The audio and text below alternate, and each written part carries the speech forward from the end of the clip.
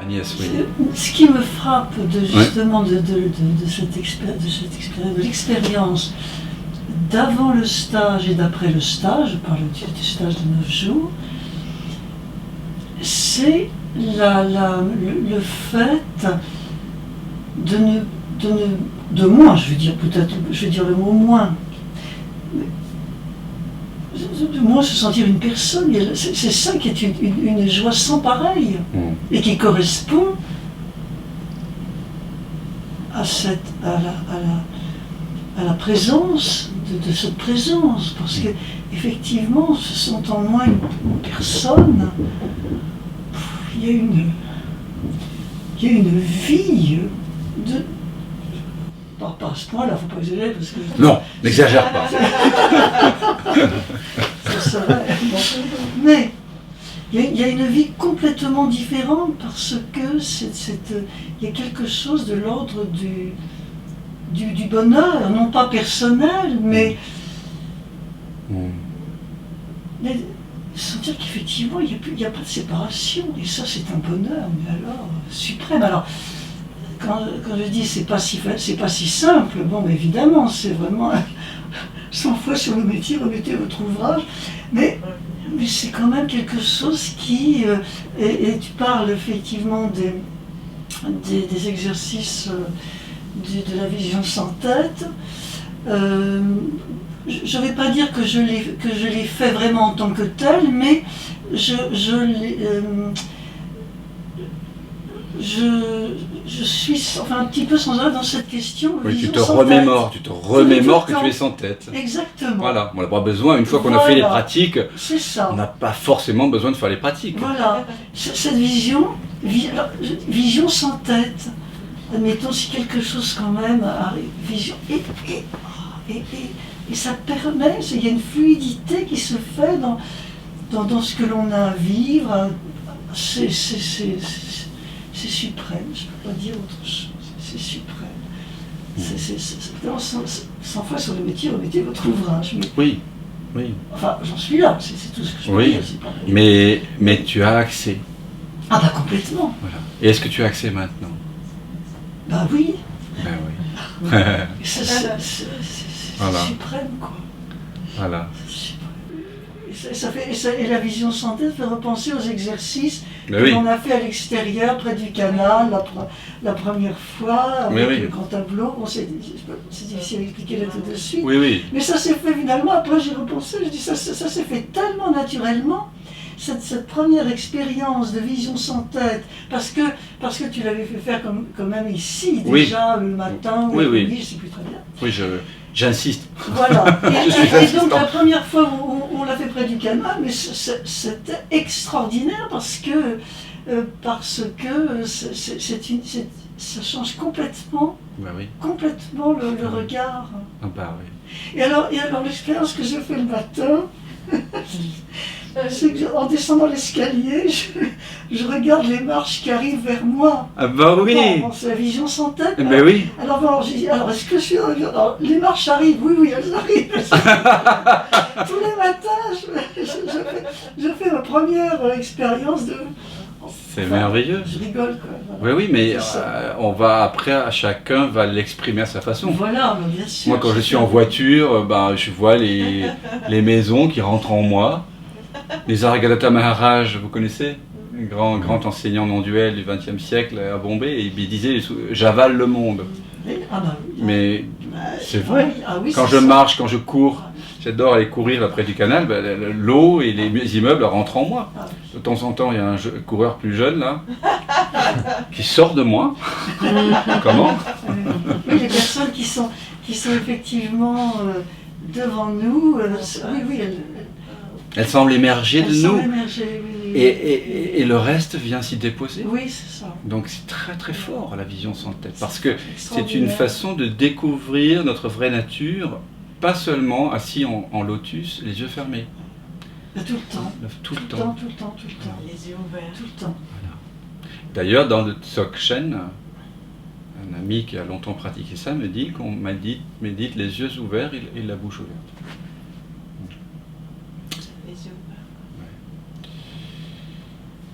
Merci, merci C'est beaucoup Agnès pour ton témoignage. Ça me touche profondément. Je ne peux pas m'empêcher de... Ah bah ouais. Voilà. Je voudrais le crier, vraiment, non. Non, mais c'est tellement beau quand je vois le regard de quelqu'un qui découvre sa vraie nature, et ou qui découvre la vision sans tête, ou d'une façon ou d'une autre, en tout cas, tout d'un coup découvre qu'il n'est pas celui pour lequel il se prenait. Ben, le regard, il est comme le tien là, il a des étoiles. Ouais. Il y a des étoiles dans les yeux là, tu vois, ça brille. C'est vrai. Ouais, Mais ça... c'est le fait, cette question, ce travail durant ces 9 jours, que la personne, c'est pas fini, mais enfin quand même, il y a un petit peu, que la personne effectivement, comme un peu la poupée sans seule, se dissipe un peu, c'est plus la personne, c'est moi, c'est plus ça. Même s'il y a des... Alors, il y a des relents de temps en temps, peut-être. Alors, oui. Bon, mais c'est ça qui est extraordinaire. Ouais. C'est vraiment, comme je le dis maintenant, je peux m'en aller maintenant. Ouais. Ah, j'ai dit à une amie. Où irais-tu? Ben justement. La présence est là. Voilà. Ah oui, j'ai dit à une amie, je peux m'en aller. Ouais, oui, ouais, c'est ça.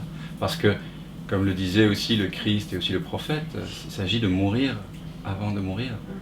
Ah oui, c'est ça. C'est ça. Et pour moi, la croix, on en fait tout un truc, un peu presque sadomasochiste, mais on peut voir ça aussi comme un symbole quand même. Enfin, on n'est pas au premier degré, c'est juste le symbole de la mort de l'ego. D'ailleurs, à un moment donné, sur la croix, Jésus, il dit, si ma mémoire est bonne, Seigneur, pourquoi m'as-tu abandonné? Et là, c'est Jésus qui parle. C'est l'homme. C'est l'homme qui souffre, c'est nous qui souffrons lorsque nous sommes oublieux de cette présence, de cette essence qui fonde ce que nous sommes et qui fonde tout l'univers. Quand nous oublions cet espace au-dessus de notre tête et que nous imaginons une tête à la place de l'espace vacant, nous souffrons comme ça. C'est la souffrance. Pourquoi m'as-tu abandonné, Seigneur? Mais après, on l'entend dire, Seigneur, ils ne savent pas ce qu'ils font, pardonne-leur. Donc là, c'est le Christ qui parle. Enfin, il a recouvré sa vision sans tête. Voilà. Et du coup, on pardonne. On pardonne dans le sens où on réalise que cette vision sans tête, cet espace de vacuité, ma vraie nature, le soi, a déjà tout accepté. Même si je suis sur une machine de torture, ou si je suis sur la croix. Et ça, c'est vrai, oui, on a ce sentiment que le corps peut s'en aller. Oui. C'est pour ça, en général, la plupart des gens, quand on a un peu de grâce, découvrent ce dont on parle ici les derniers jours, les dernières semaines, quand on a la chance d'avoir une maladie par un accident violent. Il y a des processus. Enfin, j'ai accompagné des gens qui étaient dans des maladies en fin de vie pendant plusieurs années, il y a une vingtaine d'années, et on découvre comme ça des stades de résistance, et à un moment donné, ils lâchent, et ils sont dans cette grâce. C'est incroyable. Il y a incroyable. Je t'avais parlé les histoires d'expériences de mort imminente là. Oui.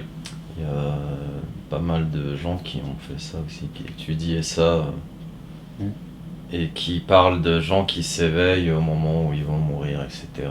Bien sûr. Cancer de phase terminale, tout ça.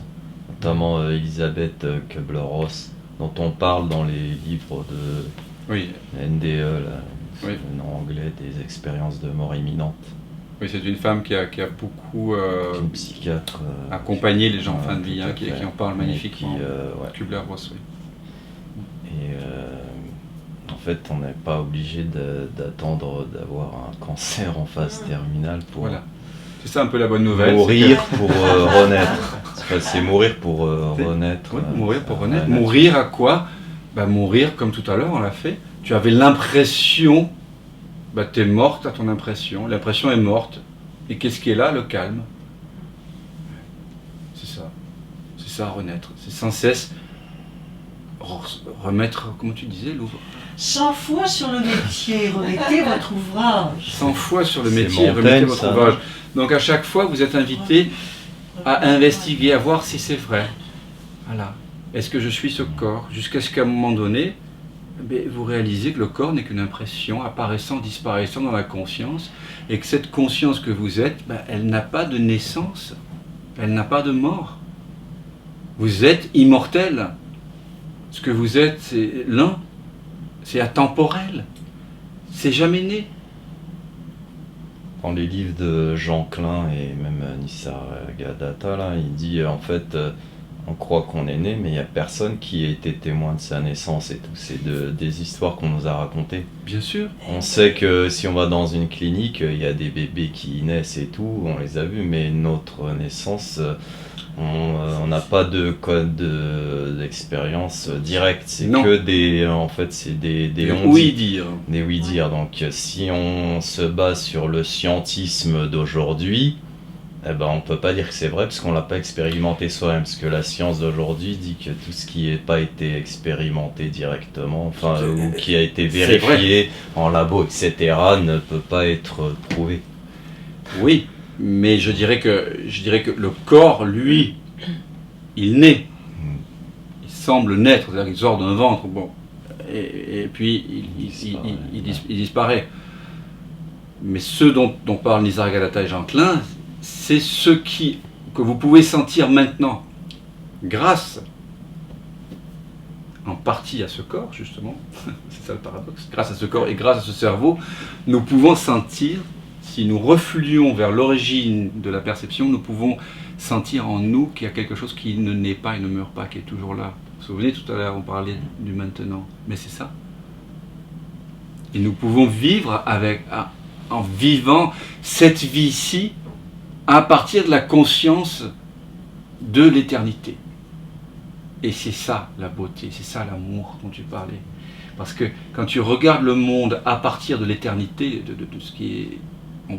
Moi je préfère que l'éternité, je préfère dire à partir de la temporelle présence, ce qui est hors du temps. Regardez le temps. Tu regardes le temps avec amour. Parce que tu regardes avec les yeux de Dieu. C'est tout.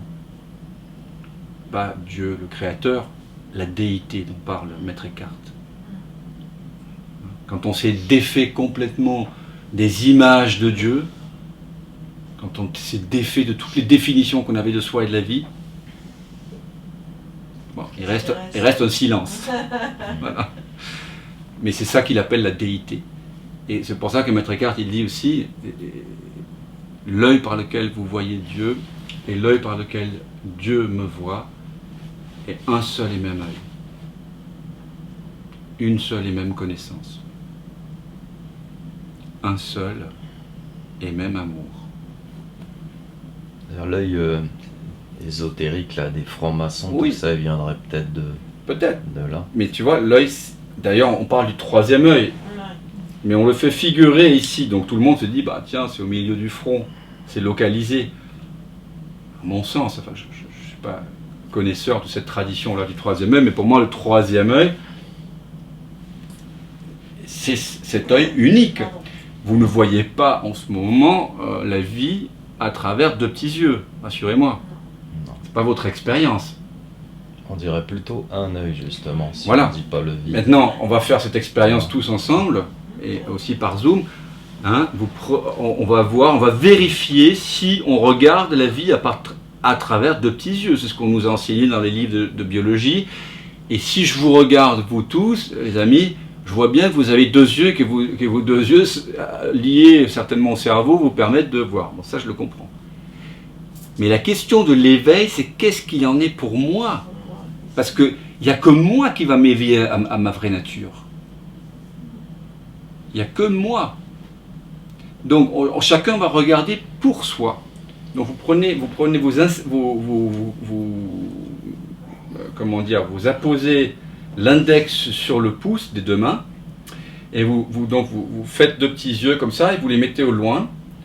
Voilà. Et alors, à travers ces deux petits yeux, on voit un bout de, voilà, des couleurs, des bouts d'amis ou de pièces, hein, de la pièce qui est autour. Et puis, maintenant, on va rapprocher ces deux petits yeux, par lesquels on semble regarder, de ceux à partir de quoi c'est perçu. Et à un moment donné, vous voyez de plus en plus de choses, et à un moment donné, quand vous posez les deux petits yeux, à un moment donné, il n'y a plus de séparation. Vous avez remarqué ça? La séparation disparaît. Comme les lunettes, c'est pareil. C'est fou, hein? Et puis maintenant, regardez, laissez disparaître tout doucement. Voilà, dans l'arrière-plan, dans l'inconnu. C'est waouh! C'est extraordinaire ce que tu viens de dire. Dans l'inconnu. Dans l'inconnu, ouais. C'est l'inconnu. La déité, c'est l'inconnu. Et regardez la vie à partir de je ne sais pas. Parce que ça, c'est la vérité. Vous ne savez rien et moi non plus. Je n'ai jamais rien su.